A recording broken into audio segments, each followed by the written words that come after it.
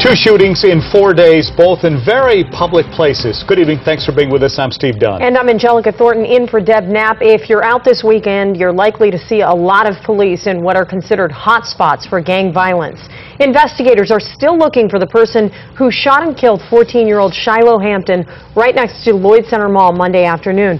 And this afternoon, K2 learned the shooting where a bullet hit a TriMet bus this time yesterday near the corner of North Williams and Fremont was gang-related. That gunman is somewhere out there, too. On your side, investigator Dan Tilken is live at one of those hot spots, Holiday Park and Lloyd Center.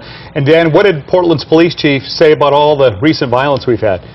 Well, they're putting a plan in place to deal with it. We want to give you the lay of the land here. Lloyd Center is to my right, and where Shiloh Hampton was shot is at the other end of the park, just past that bus shelter down there. The chief says the 14-year-old was not a gang member, but he was in a group of people, and the attack has all the markings of a gang shooting.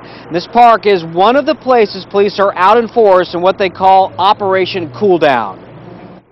If you watched Holiday Park like we did, you'd have seen one police car, then another, joined by another and another. I've never seen this many. I was just talking about it. I was on the phone. I said, man, it's kind of like a war zone. Transit police are joining officers from gang enforcement in the traffic division, more than 20 extra cops in the park and on trains and buses as a deterrent to gangs. Is it a power war, power struggle? There are events that have happened in the last 2 years that precipitate the next event. And so you have, maybe it's over a relationship issue, or maybe it's about turf or drugs. Police are also battling a no snitching code. Witnesses won't say a word. And they're fighting another dynamic they say was in play yesterday when a TriMet bus was hit in the crossfire and 29-year-old Kenneth Riley was shot in the wrist.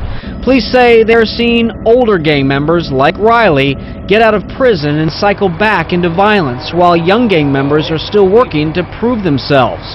This morning, the police chief and mayor met leaders from the black community and formulated a plan to try to stop gang violence. Is a commitment from some of the faith community members to pull 100 people out onto the streets, good people that are positive role models and know these kids, and will get out in these hot spots and say, we're not going to tolerate this.